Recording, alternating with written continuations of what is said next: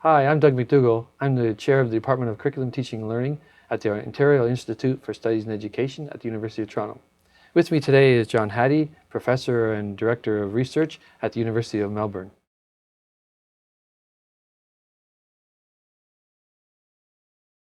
John, in your book you write about Know Thy Impact. What message are you trying to get to your readers?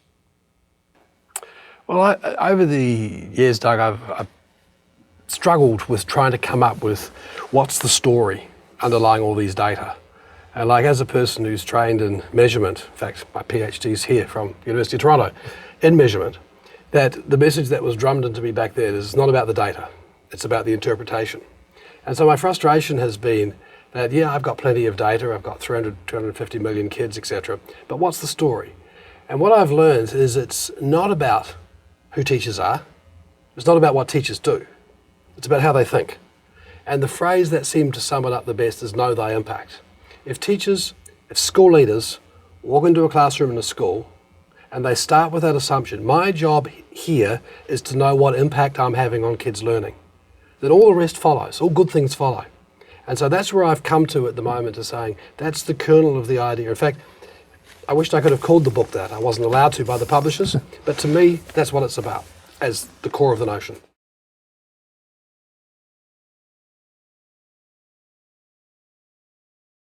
So the book is called Visible Learning. So what should teachers see in their classroom? What should they be looking for? What's important there? Well, the reason for choosing that title is that the argument is, how do we make learning visible through the eyes of the students to the teacher? And so can the teacher see the learning going on? For example, sometimes we have to perhaps stop talking and be a little bit more listening in terms of what's happening in classrooms. Maybe through the activities that we give kids, we need to use that as, in a sense, the eyes of the learning of the students so we can see our impact.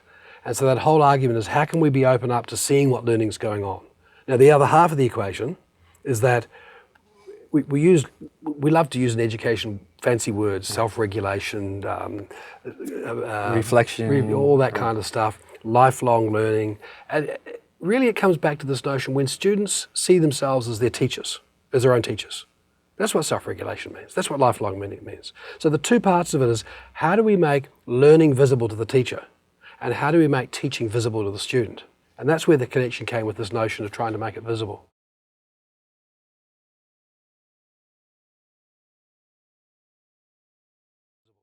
I noticed in your previous book on visible learning, you were looking at 800 mega-analysis, and then the second book, taking a look at visible learning for teachers, and you've added another 100 or so that you've looked at.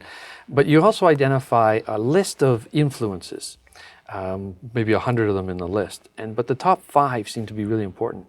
How did you get yourself to those top 5? Well, and I sometimes feel very responsible for creating this league table, because what I don't want to happen is for teachers to look at the top 5 and say, I can tick those off. Right. And then look at the bottom ones and say, I don't do that. Because some of the ones at the bottom worry the hang out of me, that at the bottom. They shouldn't be. Right. Like teacher subject matter knowledge. It shouldn't be at the bottom. But if you look at the top 5, what I'm more interested in is the story about the top half a dozen. There's 150 odd there. But when you look at what's the common story, yeah, I can look at the top 5 and I can say, there, but some of the ones that are 10, 15, 20 are keys to why the top 5 are there. So it's not just the top 5, it's the story underlying that. And that's what I was saying before about know thy impact. Right. For my work is in mathematics education, and so we do a lot of work with teachers and trying to get them to understand themselves as a facilitator. But you also bring in the word as the idea of an actor, right? Activator. An activator, yeah, look. I struggle with this notion of facilitator. I struggle with constructivism. I struggle with inquiry learning. I struggle with discovery teaching, because they're right down the middle to the bottom. And I think it's because we've forgotten that in any series of lessons, it's about a proportion of surface and deep knowledge, about what we know and how we think about it.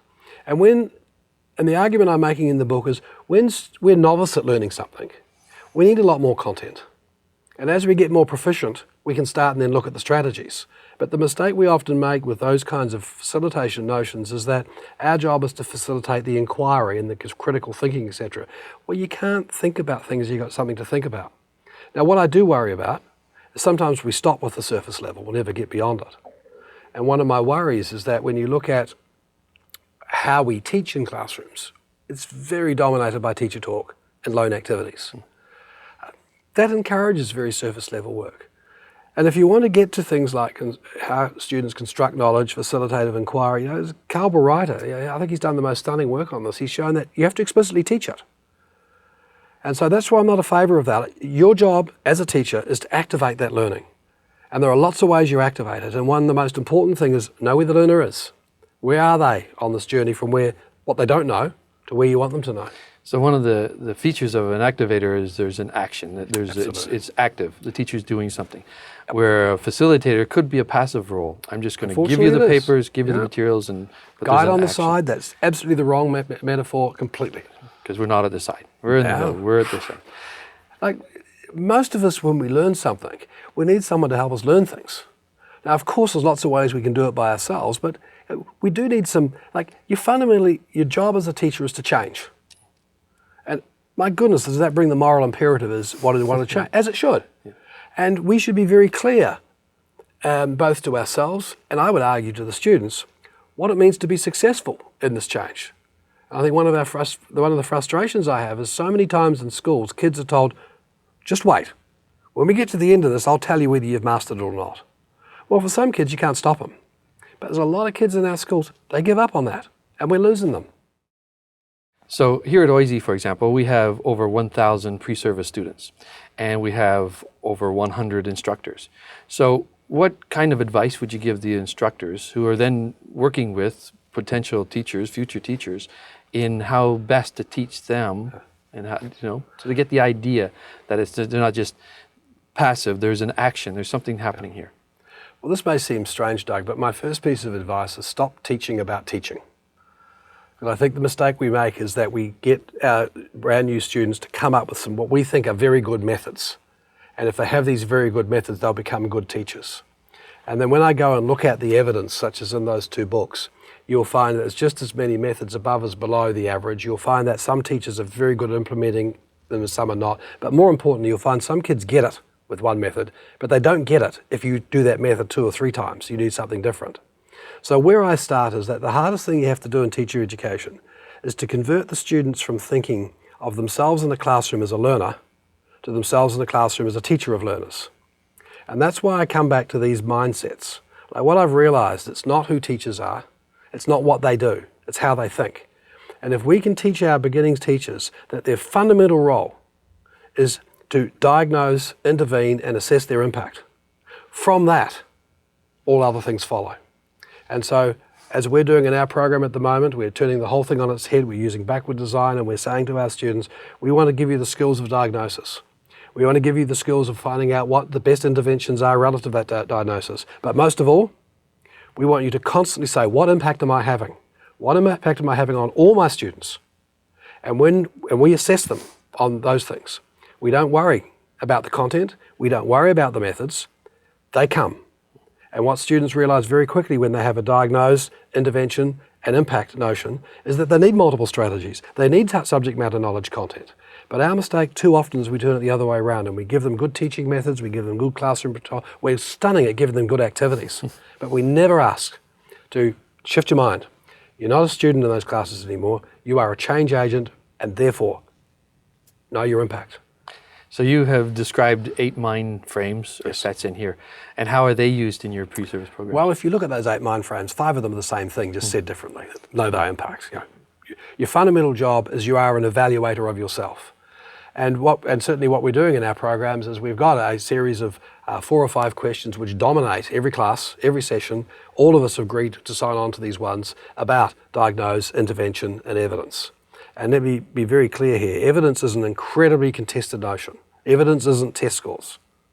Evidence includes much beyond that. And we spend a lot of time teaching our students, when you give a piece of work, no matter what it is, whether it be a test, whether it be assignment, whether it be performance, what you're looking for on that work is the evidence of your impact on their learning.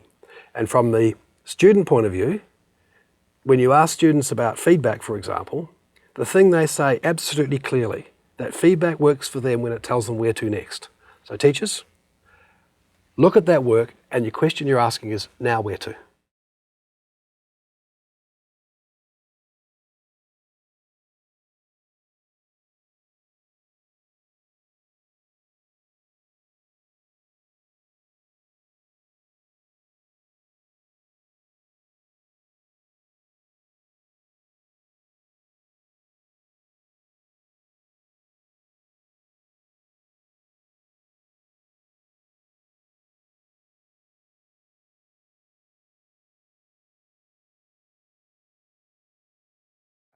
So we talked a little bit about pre-service instructors and how they might use this book. How might principals and other administrators use this book? Well, the same thing. Like I've learned over the years. Like one thing I know about myself is that as a university academic, I'm a talker, and so I've learned very quickly that going into schools, I can entertain. They can say it's valuable, but nothing changes. So about 7 or 8 years ago, I built a team around me that are very good at doing in schools.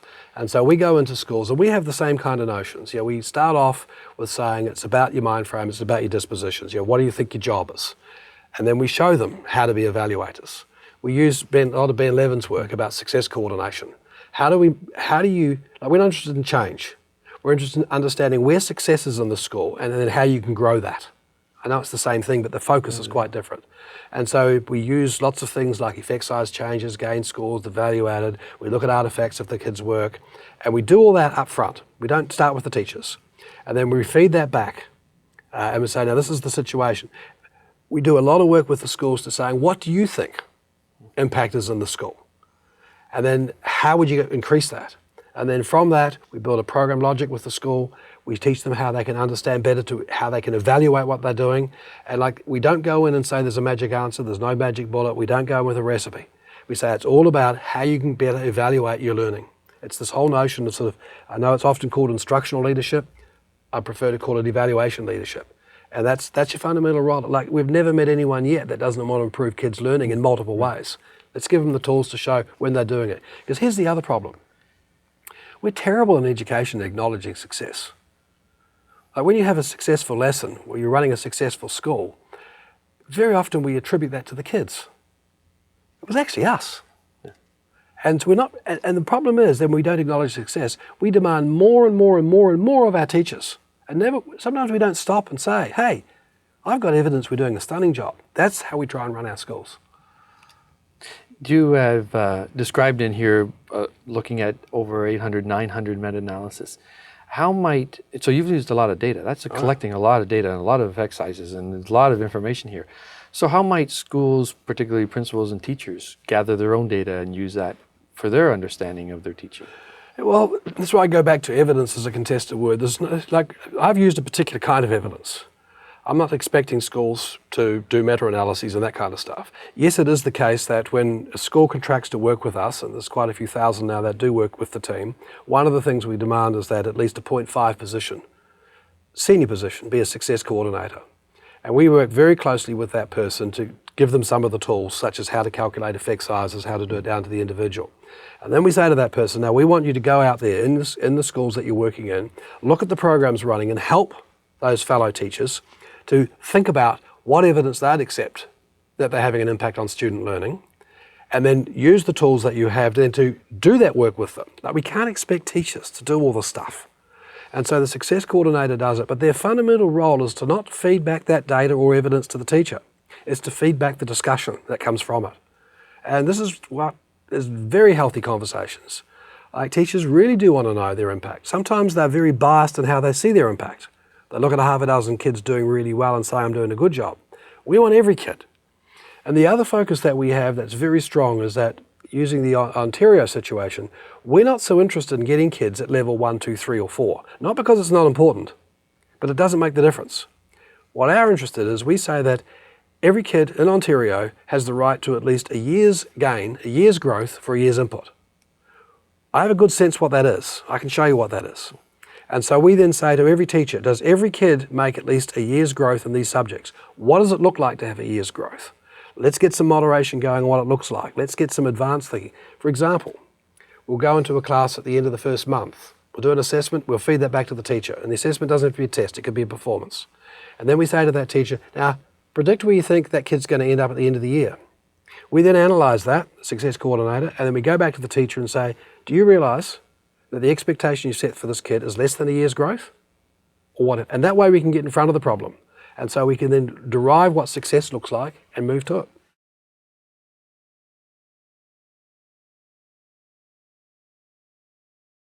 In your writing, you indicate that student achievement is not the only goal of what we should be doing in schools. What are the other things? Well, I have 4 boys who have been through the education system, and the research that drove me as a father was Henry Levin's, economist of education in this part of the world. And he said the best predictors of adult health, wealth, and happiness was not achievement at school. It's the number of years of schooling. So I have an abiding passion about retention rates. I spent a lot of my time, particularly in my New Zealand context, with government saying, how do we increase our achievement rates? 82, 84% is where New Zealand was 10 years ago. It's where you are now. It ain't good enough. We have to find multiple ways to engage kids to stay in school. And one of the ways of doing it isn't necessarily through the traditional canon of achievement, the physics, the maths, the history, whatever. There are multiple ways you can be excellent.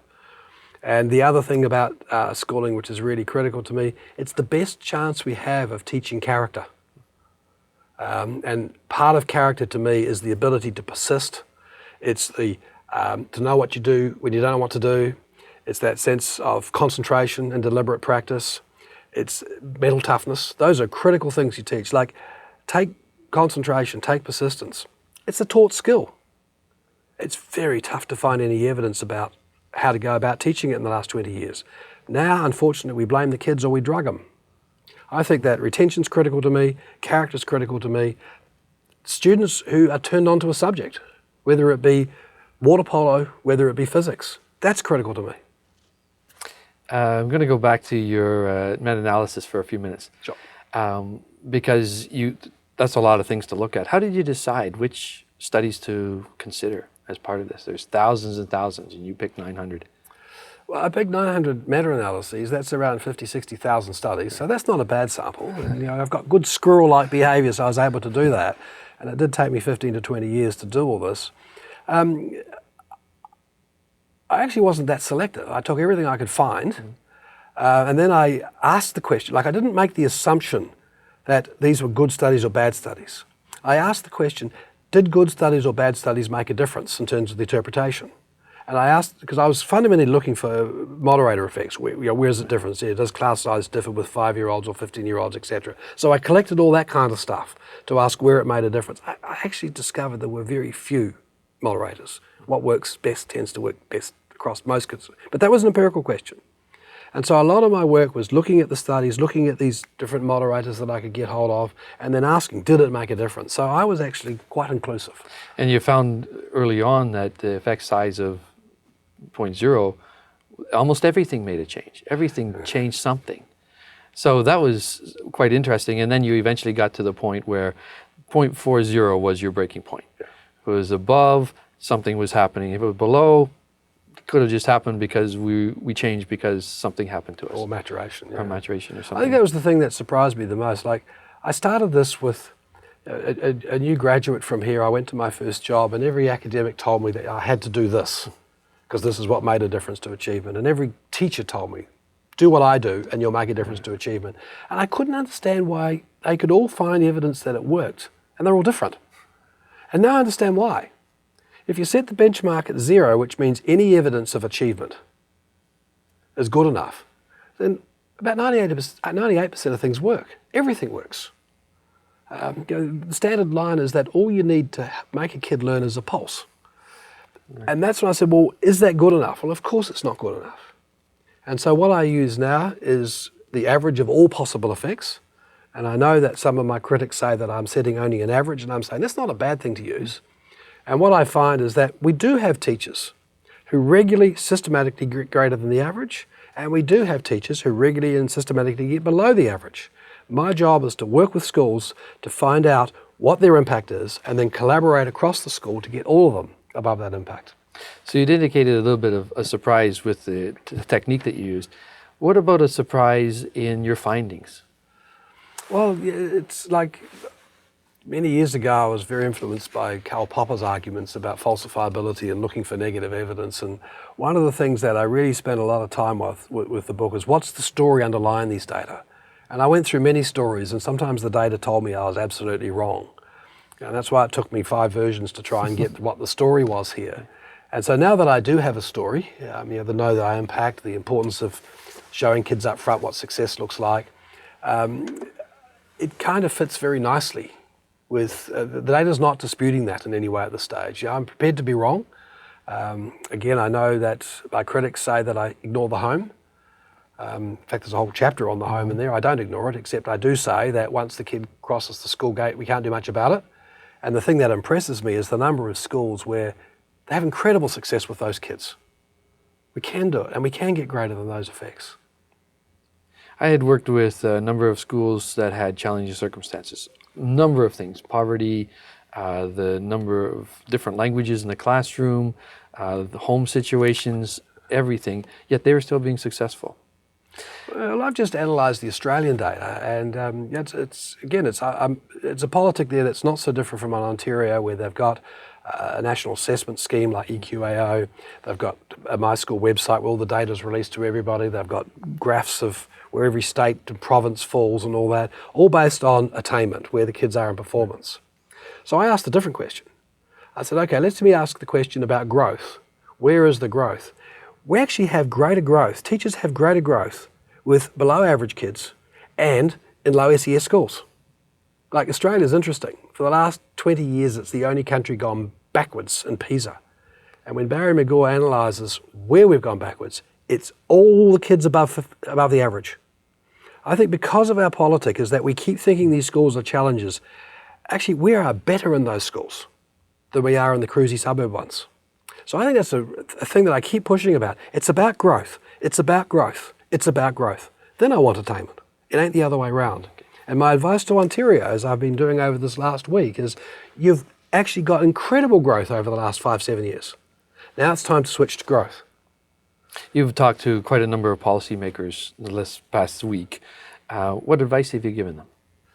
Move to a growth discussion, because the first part of it is, like Ontario, we need to value teachers, because if we don't value them, we get into a whole politic of nastiness which doesn't help any kid. And acknowledge that you've had all these years of growth in your attainments, but switch the discussion more now to a growth debate and show that every kid has the right to a year's growth for a year's input, and acknowledge it when you see it. Keep going on the success notion you're doing, and constantly ask about the impact you're having on all the kids in your school. And from that, I think you can go to the next level. I think you also have to look very seriously at what you're going to do to make schools more inviting to that next group of kids to get above your 80-85% retention at this stage. When you're working with different countries, and you've been in lots of different places, have you had a chance to get into some of the schools? Oh, yes. Many In fact, times? most places I insist, like this week I insisted on day one that I go into some schools, and they arranged for me to go into some schools. What did you see this time? Oh, look, maybe I get to be shown selective schools, Okay, but true. I'm only interested in success. Like, one of my problems of some of our colleagues is we love to study failure, and we love to have, like, I was stunned when I picked up Maclean's, was about mid-March exercise, front cover, education in crisis. Yeah, you're number 5 in the world. You're doing a stunning job, and the community thinks you're in crisis? Wow, thank goodness you're not other countries. I saw some pretty impressive stuff. I went to a primary school, and I as I say in the book, I saw the passion. I saw teachers talking about the impact they're having on kids. I saw the impact and the evidence. And then went to a high school, different kind of discussion, different kind of context. Yeah, quite frankly, all I want to see is success. Yeah. There's plenty of it out there. There is. You have been asked many questions. If you had a chance to interview John Hattie, what would you ask him? Well, that's a good question. I think the thing is, how can you work better with... The biggest frustration I have in this business is teachers and principals aren't very good at attributing success to what they do. They always say, yeah, the kid's bright, the kid did this great work, the kid did this, the circumstances did this. And I think that the thing I'd ask John Hattie is, how do you get teachers and school leaders to actually recognise success dependably amongst themselves and esteem it without the negative side of that equation? Because unless we esteem ourselves, I don't think we as a profession are going to grow as much. Like, you don't hear other professions, like other professions have royal societies, directors of this, boards of this, where they have their very best having a major say in the profession. Why don't we? And I think that's the thing that I'd ask them. How do you go about solving that problem? When you see success, celebrating success, there's lots of ways of doing it. Of You can course. have class parties, you can have No, I don't want that. What is it I just you're want to looking for? acknowledge that when it happens. Like, I do this exercise usually with large groups where I look at a series of kids and I look at their change over time, and I ask the audience, what possible reasons can you think these children change? And I've done this hundreds of times with thousands and thousands of teachers, and not once ever have they said, it might have been the teacher. All I want them to acknowledge, hey, we had an impact. I'm not interested in gold stickers and in performance pay and all that. I just want a climate where we can collaboratively recognise the excellence that is attributed to what we do and not to the exercises we give them, the activities we give them, the fact that they've got lovely parents, they did their homework and all this kind of stuff. Getting more, and I don't want to be Pollyannish about it. I don't want it to happen just because we think we're doing a good job. I want the evidence of impact. I want that discussion amongst staff about impact, as we do in the schools we work to. Bring evidence of the change. And now let's have a discussion amongst the teachers whether that change is sufficient. And when it is, let's acknowledge it. In many schools, particularly at this time, it's difficult for principals to hire new teachers, for example. What would a principal be looking for that might identify the kinds of characteristics in the teacher that you would want in your school? Yeah, to me it comes back to those notion of mind frames. I'd be very much interested to hear whether the teacher thinks they are worried about their impact. I'd be very interested to teach to think, are you a change agent or are you a facilitator? I'd be very interested to say, what do you think challenges for kids? Because the last thing I want is do your best. I don't want to hear about teachers who've got lovely activities, not because they're not important, but they aren't the key step. I'd be very, like as I do in every interview for every job that I have in employment, I give them a task. And I think that's one of the things we don't do often enough, is we interview, but we don't see them in the performance. I want to see their performance. I want to know, are they talkers, like I am, which I wouldn't employ as a classroom teacher, or do they stop and listen? How do they create opportunities in classrooms to hear learning going on? And then simple question, do you believe that achievement change is possible for all kids? And some teachers don't believe it's possible change. They talk about challenges in schools and difficulty of homes. Now it's Carol Dweck has shown, if you believe that, regardless of whether it's true, then you're less likely to change. So I'm interested in how they think about their job. And whether or not that their children, their students can be successful. Correct. And how would you know? How would you know you're having an impact? And as I've convinced, for instance, in New Zealand, the inspectorate system when they go around schools, you don't go and ask someone when you're employing someone for their data. The minute you do that, you get the data. You ask them, well, what's the nature of the evidence that you'd have that you're having an impact, and what would you do about it? And so when you come to interview, I want to see some evidence of impact. Now, if you bring a test, in my opinion, you failed. If you don't bring a test, you probably failed. But I want to look at the richness of what you think evidence is and what you think impact is. That's what I want to look for in an interview. So if someone brought along a portfolio, for example, what would they put in there? Well, I think that's up to them. What I'm interested in is how they think about it, how rich it is, how variety it is, how does it reflect all students and not just the best? And then the key question next, after they've done that and they've convinced me, now what are you going to do about these kids now? You've got this. Where to next? Because our job never stops.